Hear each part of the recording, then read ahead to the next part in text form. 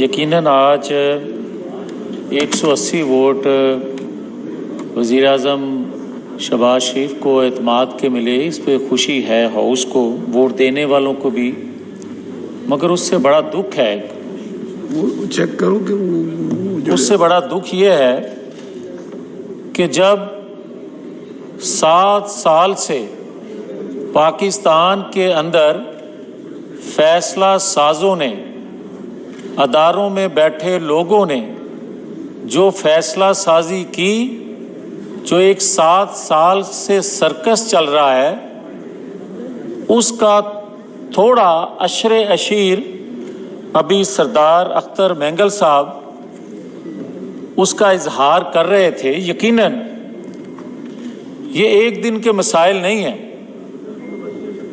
یہ 75 سال سے جو پاکستان میں ہوتا آیا، جو بنیاد رکھی گئی، چلتے چلتے آج پاکستان اس نہج تک آ گیا ہے کہ ہر روز یہ بات سننے کو ملتی ہے، کان دکھتے ہیں، دل دکھتا ہے اس بات پہ کہ پاکستان ڈوب رہا ہے۔ پھر وہ قربانیاں جو ہم سے بڑوں نے، یقیناً ہم نے تو کوئی قربانی دی نہیں، مگر ہم سے بڑوں نے جو قربانیاں دیں، دکھ ہوتا ہے کہ ان قربانیوں کا ثمر جو ملنا چاہیے تھا اس قوم کو وہ نہیں مل سکا۔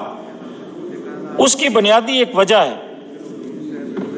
کہ جب تک آپ ان کرداروں کی نشاندہی نہیں کریں گے، ان کرداروں کو کٹہرے میں لائیں گے نہیں، کبھی آپ فیوچر پلاننگ، قوم کو اس انتشار سے بچانے یا انتشار کم کرنے یا آنے والی نسلوں کو اعتماد دینے کے لیے آپ جو چاہیں کر لیں، اعتماد نہیں آئے گا اس وقت تک جب تک ان کو کٹہرے میں آپ لائیں گے نہیں۔ اب ہوتا یہ ہے کہ بدقسمتی سے جب ہم یہ کہتے تھے کہ فلاں کے رول سے جمہوریت کو خطرہ ہے، اب جمہوریت کو خطرہ تو آئے روز ہوتا ہے، اب خدا نخواستہ اس ریاست کو خطرہ ہے، ہم جہاں تک لے آئے ہیں، مگر آج بھی کیا ہم نے یہ سوچا، دیکھا، جانا اس بات کو کہ آج سے کچھ عرصہ پہلے جب چند جرنیلوں نے مل کے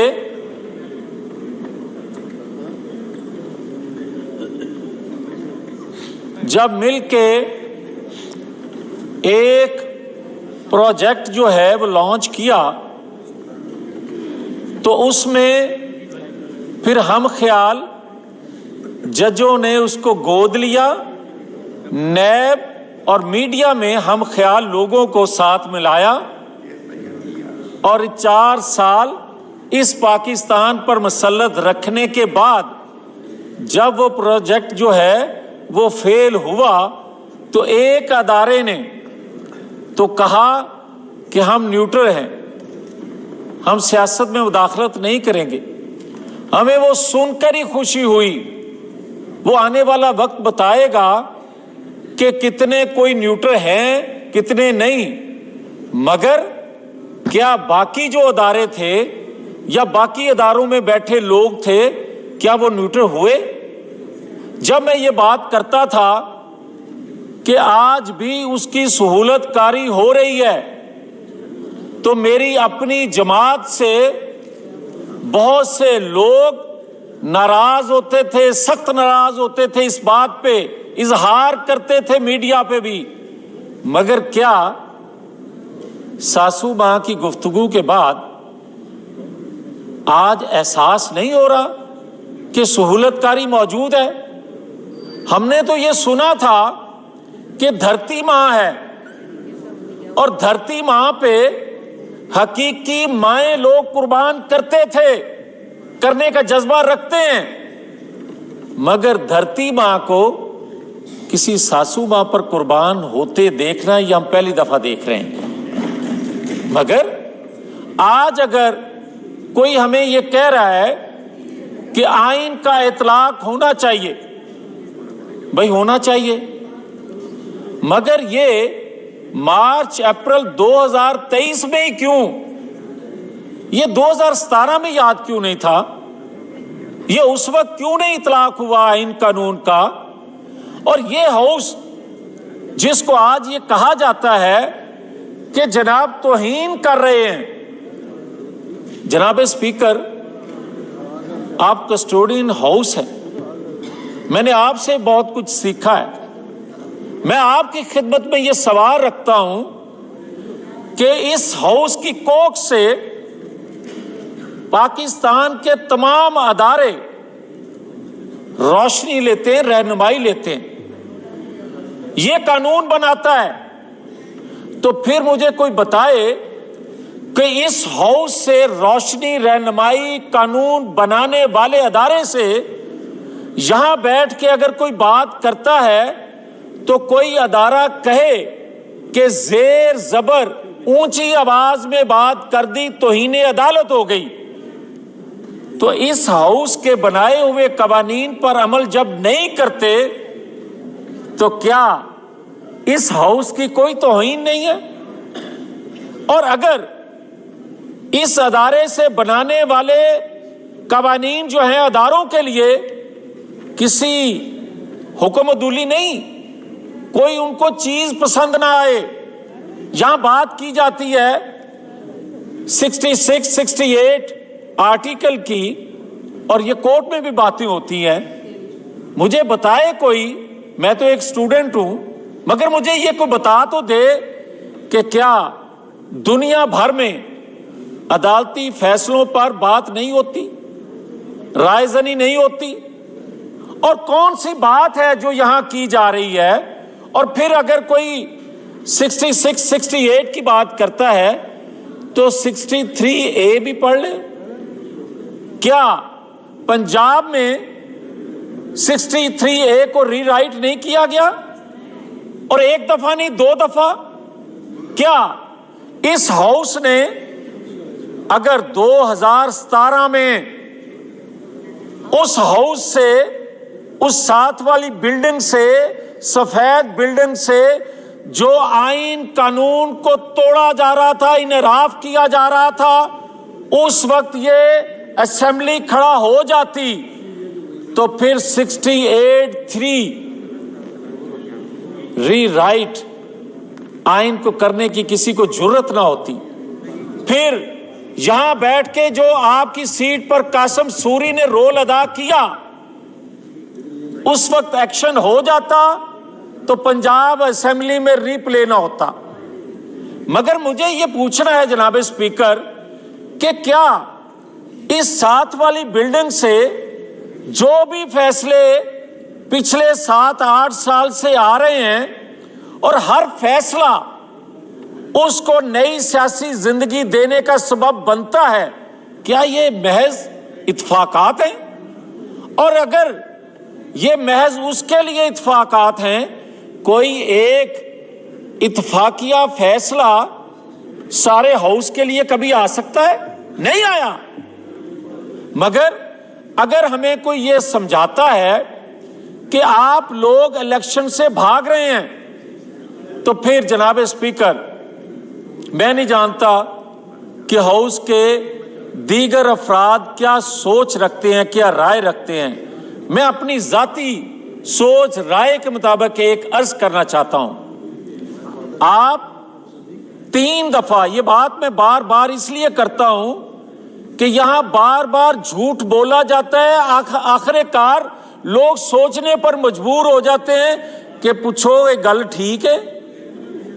جس کے متعلق کی جا رہی ہوتی ہے وہ ایک دفعہ مڑ کے دیکھتا ہے کہ شاید مجھ سے کوئی غلطی ہو گئی، اتنا جھوٹ بولا جاتا ہے۔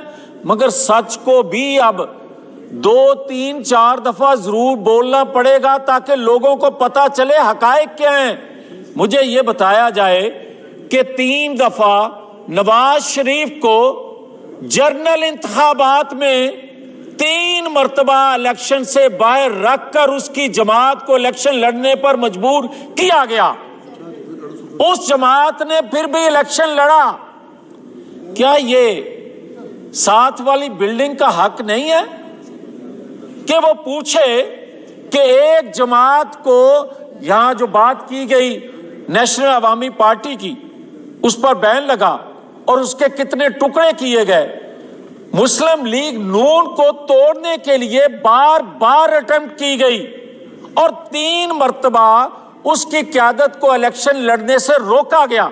اب مجھے یہ بتائیں کہ 2023 میں بھی کسی کی خواہش ہے, کسی کی ضرورت ہے, کسی ساتھ والی بلڈنگ میں بیٹھے چند اشخاص کی ضرورت ہے, خواہش ہے, کمٹمنٹ کسی سے کی ہوئی ہے کہ 23 میں بھی 4تھی دفعہ اس کو باہر رکھنا ہے الیکشن سے, تو جناب اسپیکر یہ کسی طور نہیں ہونے دیں گے. اس کو کوئی دھمکی سمجھے, اس کو کوئی ضرورت سمجھے, مگر یہ ہاؤس ایک بے گناہ کو, اور مجھے گلہ یہ ہے کہ 1 سال ہونے کو ہے. 1 سال میں جب ہم یہ بات کرتے ہیں کہ جناب بڑی مہنگائی ہے, جناب الیکشن نہیں ہونے دیتے, جناب ان کے پیچھے وہ ہے, بھائی مجھے کوئی یہ بتا دے کہ کیا 1 سال کے اندر ہم قوم کو یہ بتا سکیں کہ ہم نے اپنی گردن کیوں پیش کی تھی, یہ غیر مقبول فیصلہ ہم نے کیوں کیا تھا. ہماری قربانی جو اس ریاست کے لیے تھی, اور ریاست سے بڑھ کے ہمیں یہ علم تھا اور ہے, اندیشہ نہیں یقین ہے کہ جو ناانصافی اس پاکستان سے ہو رہی ہے, اگر یہ گردن پیش نہ کی جاتی تو پاکستان کے اندر جو اگلے 35 سالہ منصوبہ بندی کرنے والے تھے وہ پاکستان کی وہ تباہی کرتے. ہماری سیاست جائے بھاڑ میں, مگر میرے پاکستان کو جو نقصان پہنچنے والا تھا, جو نقصان پہنچانے والے تھے, آج کیا پاکستان کے انٹیلیجنس ادارے اگر یہ بتا سکتے ہیں کہ انڈیا میں کیا ہو رہا ہے اور انڈیا میں کیا منصوبہ بندی کی جا رہی ہے, تو کیا میرے پاکستان کے اندر اداروں میں بیٹھے لوگ جو کچھ کر رہے ہیں, کیا انٹیلیجنس اداروں کو یہ علم نہیں ہے؟ علم ہے. تو پھر کوئی کس وقت کا انتظار کیا جا رہا ہے کہ ہم جو ہیں وہ پاکستان کے لیے قربان ہوتے جائیں, مگر ہماری قربانی کو بھی شک کی نگاہ سے دیکھا جائے, اور دوسری طرف اسی طرح کی سہولت کاری موجود ہو. یہ ایک ثاقب نثار نہیں ہے, یہ جنرل فیض آج بھی زندہ ہے. میں بار بار یہ بات کہہ رہا ہوں, ان سے بات بھی آگے ہے. بات یہ ہے کہ آج پاکستان کے اندر جن اداروں نے مل کے, ان کے اداروں میں بیٹھے لوگوں نے اس کو لانچ کیا تھا, آج عالمی ادارے پاکستان کے اندر اس سے کام پاکستان کے اندر بیٹھے لوگوں نے لینا تھا. آج جو کام اس سے لیا جا رہا ہے پاکستان کے اندر انتشار کا, وہ عالمی قوتیں مل کر لے رہی ہیں. جو میں بات کرتا ہوں کہ اداروں میں بیٹھے لوگوں کو غیر آئینی رول ادا نہیں کرنا چاہیے. جب بھی وہ غیر آئینی رول ادا کریں گے ہم سامنے کھڑے ہوں گے, مگر ہم یہ بھی برداشت نہیں کرتے کہ ہمارے آئینی اداروں کے خلاف عالمی فورسز منصوبہ بندی کر کے اس کے ذریعے ان کو کمزور کریں. مگر کیا ہمارے اداروں میں بیٹھے لوگوں کو جو میں بات کر رہا ہوں وہ ان کے علم میں نہیں ہے؟ اور اگر یہ بات ان کے علم میں ہے تو کس وجہ سے اور کیوں روکا جا رہا ہے؟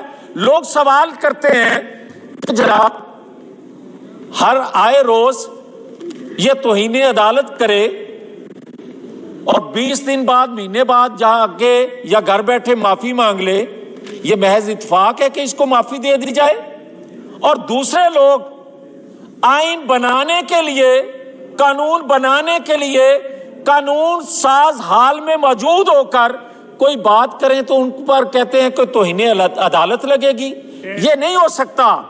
और जनाब स्पीकर, आखिर में जो बात मैं कहना चाहता हूं, यहां बात की सरदार अख्तर मेंगल साहब ने कि एक सहाफ़ी पर हमला हुआ। एक सहाफ़ी पर हमला नहीं हुआ। जनाब स्पीकर, आप देखें सहाफ़ी एंकर, उनके प्रोग्राम जो नागवार गुजरते थे, उनके प्रोग्राम बंद किए जाते। वो हामिद मीर हो, वो अबसार आलम हो, वो तल्लत हुसैन हो, मगर जिनको गोलियों का निशाना बनाया गया, क्या वो अबसार आलम हो या हामिद मीर हो, किसी इस साथ वाली बिल्डिंग से 100 मोटिव हुआ? किसी ने 100 मोटिव लिया? नहीं लिया। तो फिर मुझे ये कहने की इजाजत होनी चाहिए कि क्या आज एक अदारे में बैठे लोग क्या उसकी सहूलतकारी के लिए, या और क्या मेरे मुतल्लक, मेरी क़यादत के मुतल्लक उस अदारे में बैठ के लोगों की ज़हन साजी नहीं की गई?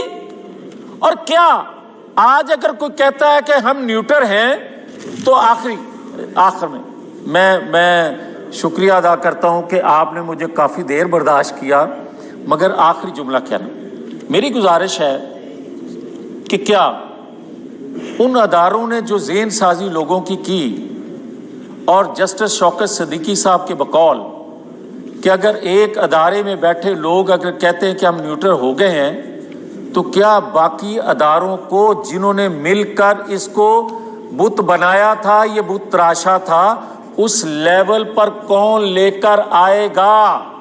और क्यों नहीं आज तक ये रीराइट करते हैं ना आइन को, क्या इनको किसी ने मना किया है कि आपके इल्म में तमाम चीजें होने के बावजूद कि नवाज शरीफ बेगुनाह है, उसके केसों से उसको बरी करके उससे माजरत क्यों नहीं करते? ये है असल इशू पाकिस्तान का। ये कर दो, सुबह इलेक्शन करवा दो, ये करो, और ये कोई मुज़ाकरात की जरूरत नहीं। और मैं अपनी जमात से बतौर एहतजाज ये बात करूंगा कि इमरान खान से किसी तौर पर भी मुज़ाकरात नहीं होने चाहिए। वो वजह ये है, जब तक इस हाउस में वो माफी ना मांगे, जो गालियां देता था इस हाउस को, इस पार्लिमान को, इस आइन को नहीं मानता था, इन अदारों को नहीं मानता था, दहशतगर्द हम उसको कहते थे, फितना हम उसको कहते थे। आज क्या वो पाक साफ हो गया है? ये सारी चीजों की उसको पहले माफी मांगना होगी, उसके बाद बैठ के बात की जा सकती है। बहुत शुक्रिया। Thank you. जनाब साले मोहम्मद।